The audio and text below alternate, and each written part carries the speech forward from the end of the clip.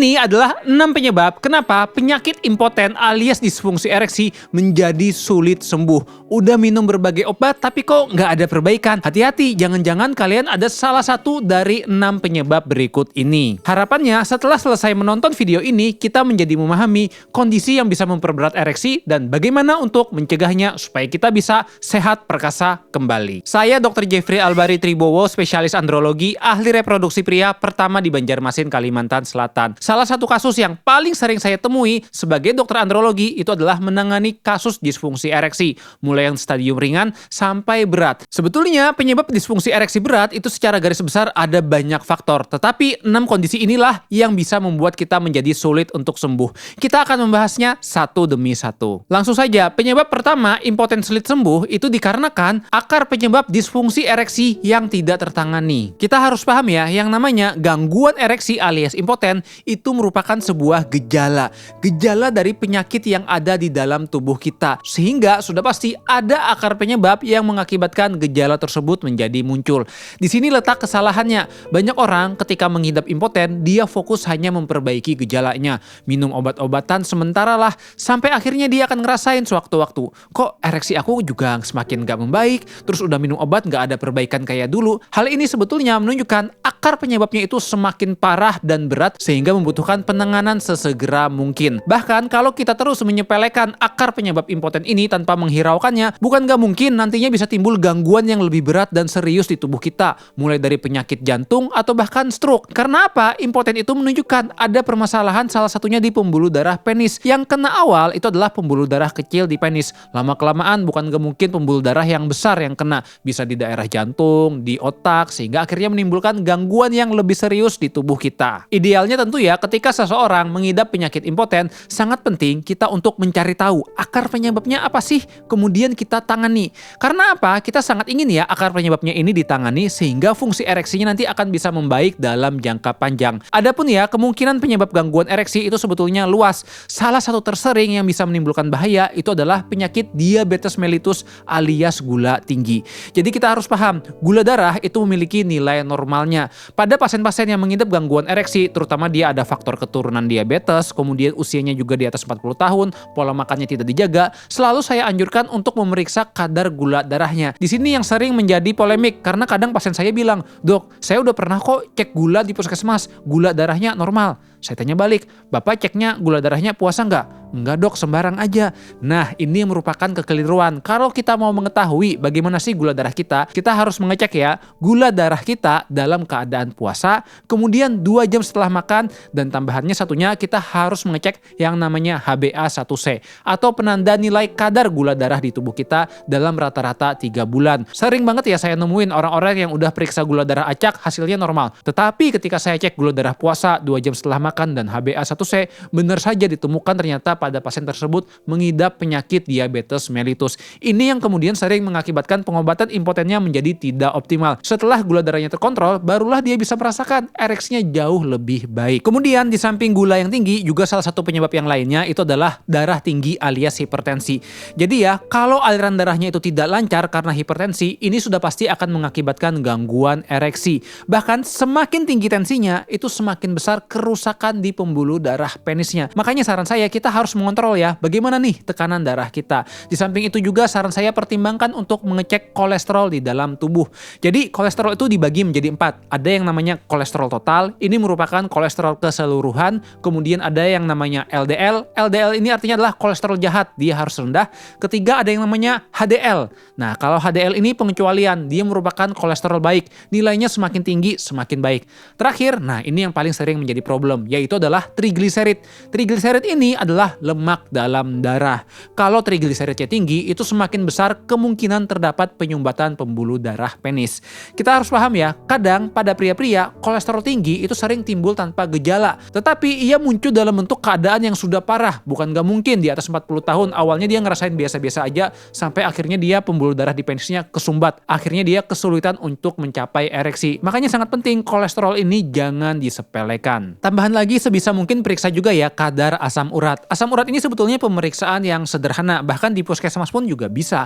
Nah, asam urat yang tinggi ternyata itu juga bisa menyebabkan gangguan ereksi. Itulah mengapa idealnya kita harus menjaga ya kadar asam urat ini berada di nilai normal untuk menjaga kesehatan pembuluh darah penis kita. Saran saya ya, kita sebagai seorang laki-laki, kalau sudah menginjakkan usia di atas 40 tahun, pertimbangkan untuk medical check up secara rutin. Yang dicek ya tadi gula, kolesterol, asam urat, tekanan darah. Kalau itu bisa terkontrol, maka itu akan lebih baik. Tetapi kalau memang hasilnya itu tidak normal, disinilah pentingnya untuk mendapatkan terapi. Saran saya, kalau memang kita sudah mengidap kondisi penyakit tersebut dan memang dianjurkan dokter untuk meminum rutin, segeralah meminum rutin. Dan yang paling penting lagi itu adalah monitoring setiap bulan bagaimana tensinya, terkontrol apa enggak, gulanya gimana, kolesterolnya seperti apa, asam uratnya gimana. Kalau ternyata nih hasilnya masih belum terkontrol, bahkan nilainya ternyata masih tinggi, maka di sini perlu penyesuaian dosis. Mungkin obatnya dinaikkan untuk bisa menurunkan penyakit-penyakit tadi. Oke, lanjut lagi penyebab yang kedua, yaitu adalah terdapat gangguan hormon pria. Ada banyak ya hormon-hormon yang dia perlu dijaga di nilai normal. Kalau misalnya hormon ini terdapat gangguan di nilainya, ini bisa menimbulkan keluhan di fungsi seksual pria.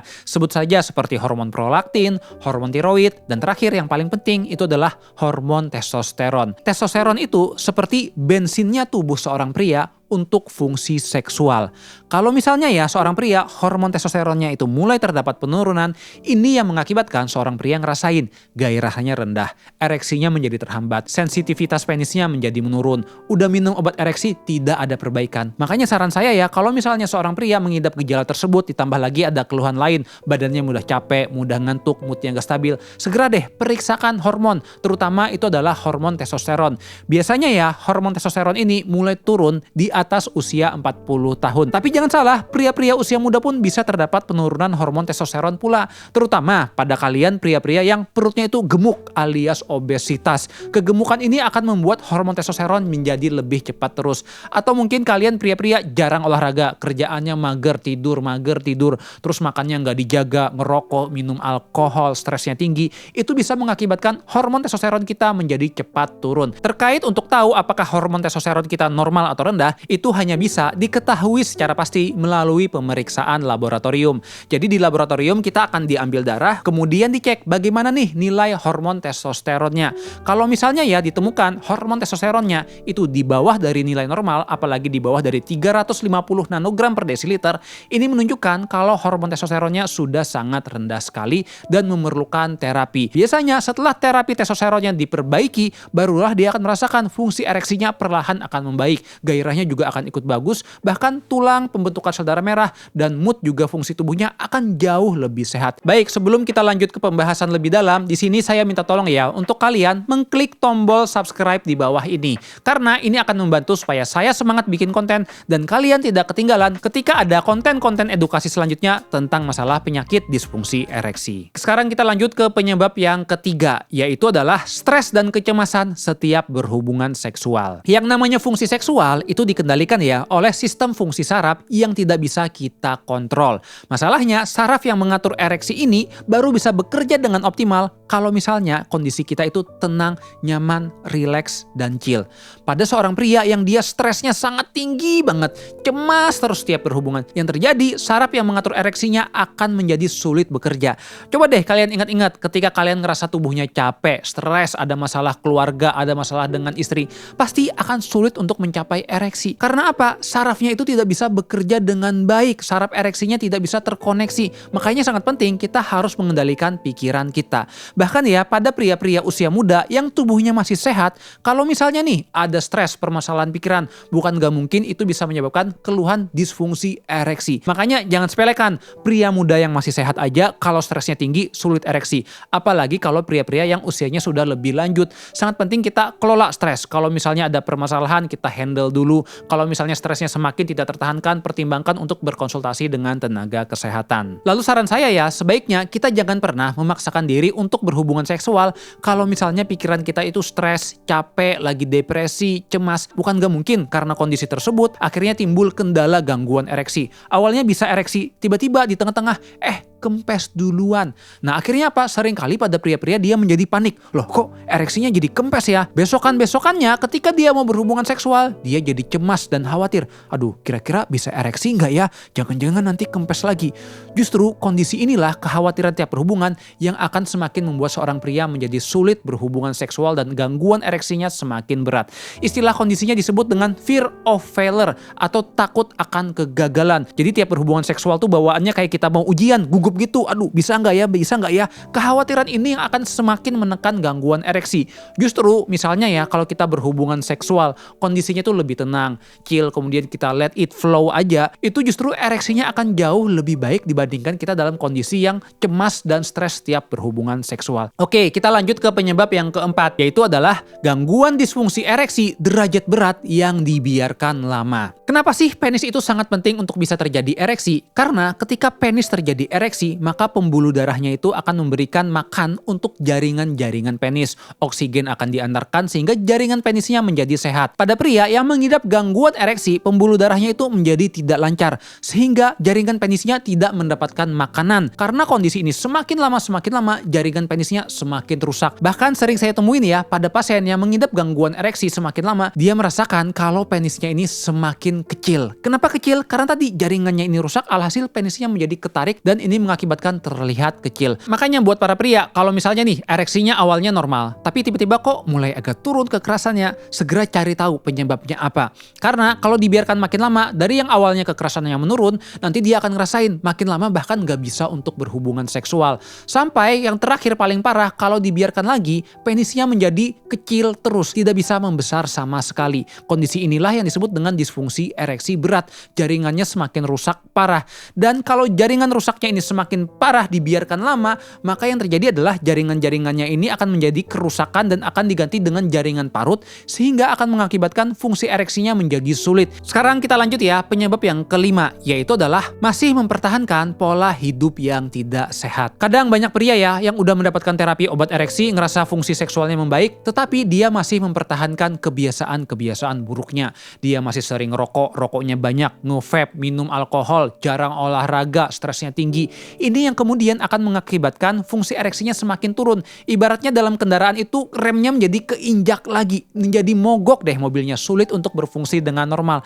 Makanya saran saya ya sangat penting, ketika seorang pria mengidap gangguan ereksi, itu merupakan sudah sebuah alarm kalau tubuhnya ini tidak sehat. Jangan dibiarkan lama-lama lagi kondisi tidak sehatnya. Mulailah untuk memperbaiki pola hidupnya. Bahkan pada orang-orang yang mengidap gangguan ereksi, kalau misalnya ya dibandingkan antara orang yang memperbaiki pola hidup dan yang tidak memperbaiki pola hidup, justru yang memperbaiki pola hidup ini pengobatannya jauh lebih cepat, bahkan dia angka kesembuhannya bisa lebih optimal. Tapi kalau kalian masih mempertahankan kebiasaan buruk, bukan gak mungkin disfungsi ereksinya akan terus kambuh-kambuhan. Saran saya ya, perbaiki pola hidupnya. Pertama, yang paling harus dilakukan itu adalah berolahraga. Tetapi olahraganya nggak cukup, cuman jalan-jalan santai. Saran saya kalau kita masih sehat, pertimbangkan olahraga kekuatan, kayak kita nge-gym 2-3 kali seminggu. Boleh ditambah dengan lari dengan durasi 150 menit per minggu. Olahraga kekuatan itu, dia akan meningkatkan hormon testosteron dengan baik. Kalau hormon testosteron baik, maka fungsi seksual juga akan optimal. Stop total juga ya penggunaan rokok, alkohol, vape, karena itu akan mengakibatkan kerusakan pembuluh darah penisnya menjadi semakin parah.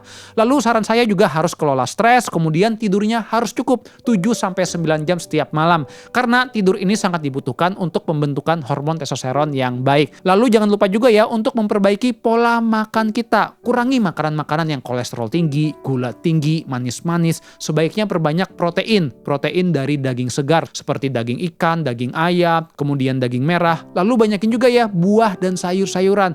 Karena dengan kita konsumsi buah dan sayur segar itu sangat meningkatkan antioksidan dan menjaga kesehatan di pembuluh darah penis. Oke, sekarang kita ke yang terakhir, nomor 6. Penyebab impoten tidak sembuh karena dia perlu pengobatan disfungsi ereksi lebih lanjut. Untuk penyakit disfungsi ereksi ini sebetulnya susah-susah gampang ya. Karena kadang banyak orang yang menyepelekan, nganggap oh yaudahlah berobat seperti biasa aja nanti akan membaik. Tetapi jangan salah ya, saran saya kalau misalnya nih kita merasa kalau ereksinya semakin terganggu, udah berobat kok belum maksimal, pertimbangkan untuk sesegera mungkin konsultasi menemui dokter spesialis andrologi. Dokter spesialis andrologi ini merupakan salah satu dokter yang memang keahlian utamanya itu menangani gangguan fungsi ereksi. Karena dengan berkonsultasi tersebut, biasanya kita akan dilakukan pengecekan terlebih dahulu untuk untuk mencari tahu akar penyebab disfungsi ereksinya kenapa. Apakah hanya masalah stres atau pikiran, atau jangan-jangan memang ada penyakit di tubuhnya, seperti hormon rendah, atau mungkin ada kelainan pembuluh darah. Setelah itu biasanya dokter andrologi akan memberikan terapi sesuai dengan kebutuhan. Yang terapi awal biasanya obat minum, terapi testosteron. Tetapi kalau misalnya ya, ereksinya juga masih tidak kunjung membaik, ini merupakan penanda kalau dia mengidap disfungsi ereksi berat. Kalau disfungsi ereksi berat, ini biasanya membutuhkan tata laksana yang lebih kompleks pula. Jadi sekarang ini ada yang namanya itu adalah terapi regeneratif. Terapi regeneratif ini bertujuan untuk memperbaiki jaringan penis. Salah satunya ada yang namanya pendekatan terapi gelombang kejut penis.